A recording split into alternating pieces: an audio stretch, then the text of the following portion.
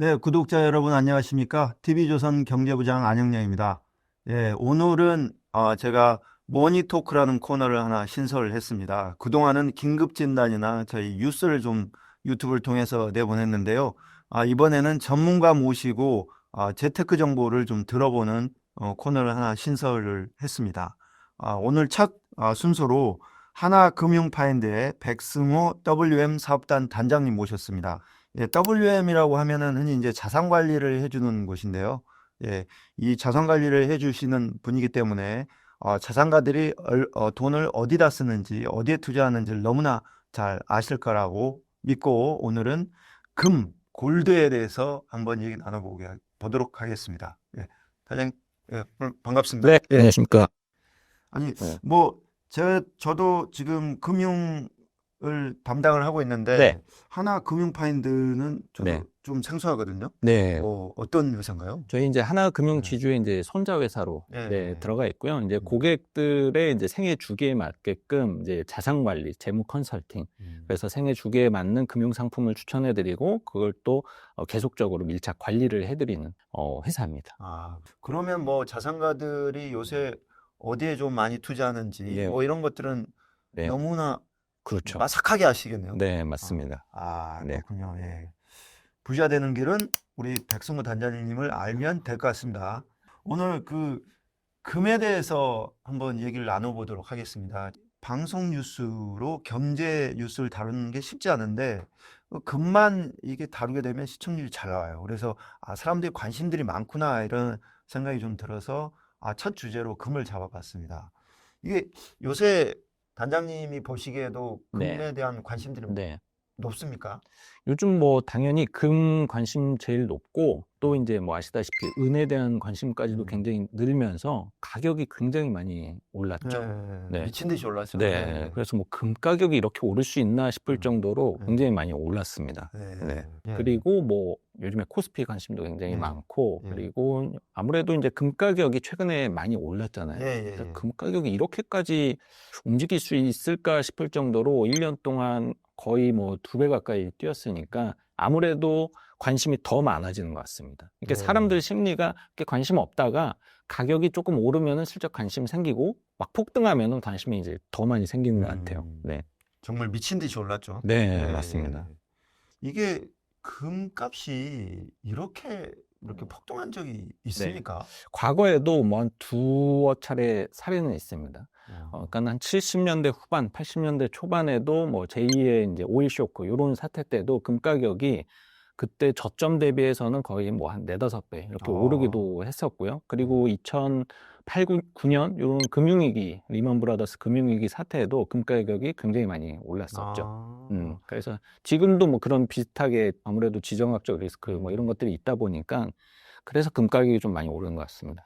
뭐 얘기를 들어보면 금융 위기 그러니까 뭔가 좀 위기가 올 때마다 금값이 많이 오르네요. 네, 그렇습니다. 이게 금의 그게 대표적인 특성인가요? 그래서 네. 우리 흔히 이제 금을 대표적인 안전자산이다 네. 이렇게 얘기를 하지 않습니까? 그래서 저는 그래 안전자산이라는 게 안전한 자산. 그럼 안전한 자산이라는 게 뭔가 변동성이 별로 없는 자산? 네. 아니면 하방 경직성 우리 좀 어떤 위기가 와도 좀처럼 안 떨어지는 자산? 네.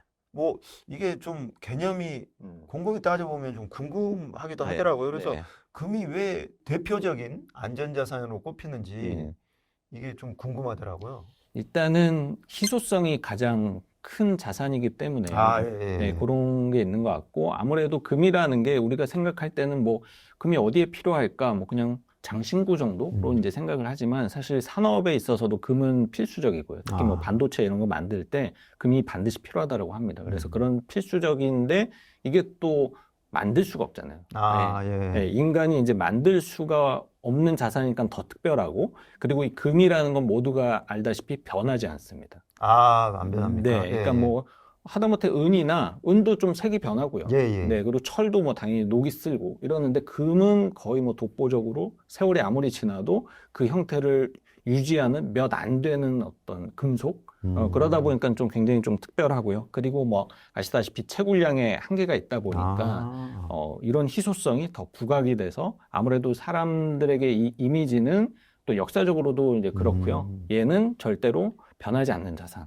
그러니까 안전자산이 이제 되는 거죠. 그러니까 뭐 땅과 같다라고도 보시면 될 것 같습니다.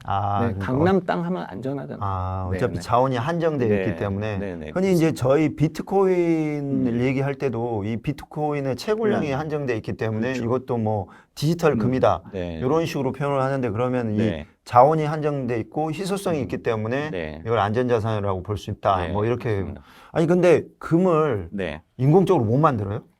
저도 막 공부를 해보니까 예. 이렇게 기술이 발전을 했고 이렇게 다이아몬드 만들었잖아요. 그렇죠. 예. 금은 왜 못 만들까 하니까는 이게 일단은 우주에서 온 금속이라고도 하고 예. 그리고 인간이 이걸 만들 수가 없다라고 하더라고요. 아, 과학자들 예. 설명에서도 이게 예. 금이라는 게 뭔가 원자를 뭐 이렇게 결합해서 만드는 개념이 아니고 그냥 원자 그 자체라서 이거를 기술적으로 만들 수 있는 방법은 현재는 없다. 예. 그래서 뭐 핵융합 기술이 이게 되게 저렴한 비용으로 완성이 되면 이제 수은에서 이게 뭐 원자를 하나 분리를 하면 그게 또 금이 된대요.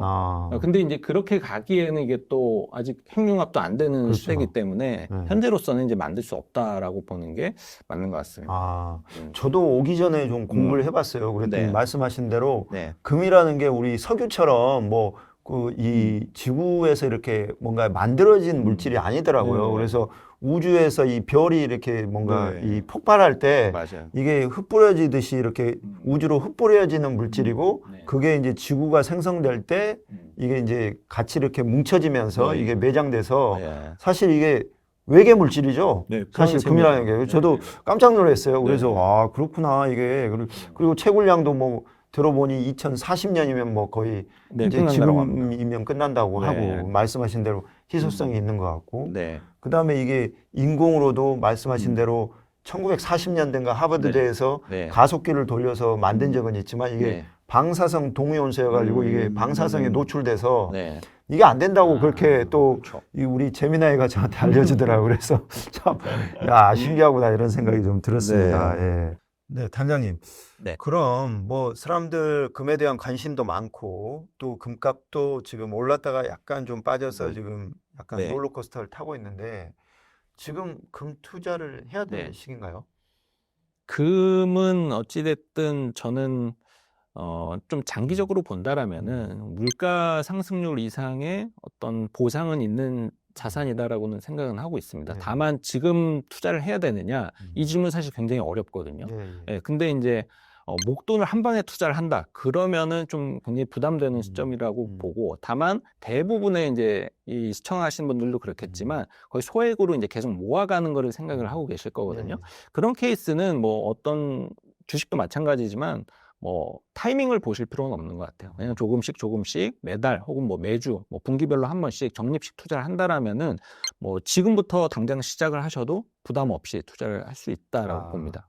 소액 적립식 투자는 네. 추천한다. 네. 예. 그래서 목돈은 조금은 상황을 보면서 분할 매수로. 네. 지금 금값이 이렇게 네. 뛰는 이유가 네. 뭐가 있나요? 뭐 여러 가지 요소가 있겠지만 일단 기본적으로 금이라는 자산은 뭔가 불안해야 되거든요. 네. 그래서 뭐 아시다시피 올 새해가 바뀌면서 지정학적인 리스크가 좀 더 많아졌죠. 네. 그런 요인들이 있었고 그동안에는 이제 미국의 이제 달러라는 자산이 뭐 완전히 이제 안전자산이라는 인식이 굉장히 강했는데 이게 뭐 아시다시피 뭐 패권 전쟁 이런 거 하면서부터 달러에 대한 신뢰가 이제 조금씩 좀 줄어들기 시작을 했고 그런 요소들이 있는 와중에 또 금리도 어떻게 보면은 이 원자재 수요를 자극할 정도로 계속적으로 하향 안정세로 이제 가고 있다 보니까 그런 원자재 투자 수요도 늘었습니다. 그리고 이제 요즘에 중국에서 금 투자를 엄청 많이 한다라고 하더라고요. 그렇습니까? 네, 그래서 뭐 요즘에 중국의 유행 중에 하나가 그 금 콩알처럼 되어 있어요. 비비탄 콩알처럼 그런 것들을 이제 사서 모으는 게 유행이고 실제로 지금 금 소비가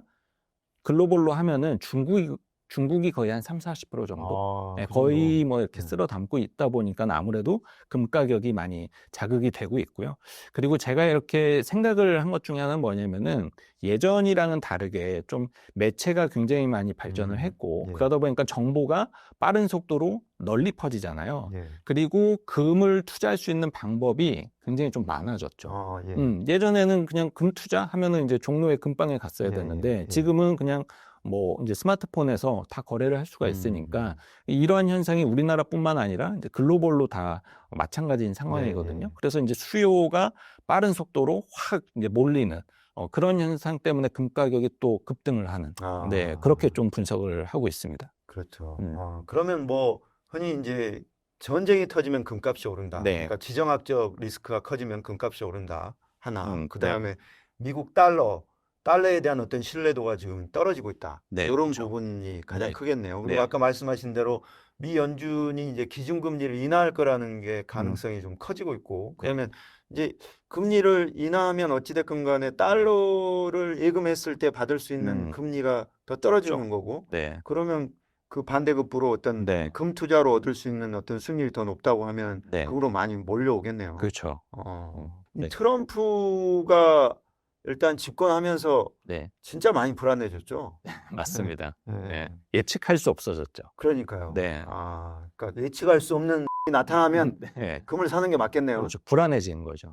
네. 죄송합니다. 제가 이라고 미국 못 갈 것 같아서 이건 수정하겠습니다. 예. 저희 미국 가야 됩니다. 한 번은 네. 가야죠. 예.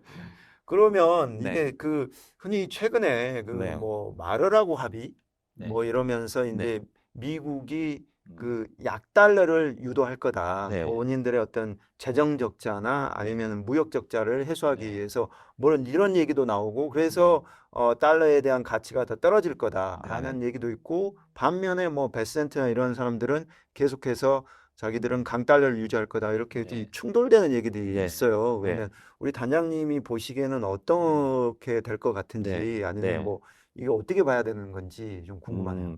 그 사실은 이게 환율은 뭔가 예상을 한다라는 게 완전히 저는 불가능의 영역이라고 이제 보거든요. 그래서 저희들도 이제 흔히 좀 우스갯소리로 하는 말이 주식의 방향성은 신은 알고 있다라고 합니다. 예, 근데 이제 환율은 신도 모른다라고 하거든요. 이게 왜냐면은 정치적인 이슈도 같이 움직이기 때문에 이게 완전히 예측 불가죠. 그래서 뭔가 환율을 뭔가 예측을 하면서 뭔가 투자를 하는 것은 저는 좀 위험하다라고 생각을 합니다. 그래서 뭔가 예측을 하려고 저는 사실 노력하지 않아요. 네, 그냥 그 상황에 맞게끔 그냥 대응을 하는 것이 좀 최선이 아닌가. 근데 좀 이렇게 흐름으로 보면은 어쨌든 금리가 환율에는 가장 큰 영향을 미치기 때문에 금리가 좀 내려갈 가능성이 저는 조금 더 높다라고 보고 그러면 환율은 조금 더 안정화가 되지 않을까 생각을 갖고 있습니다.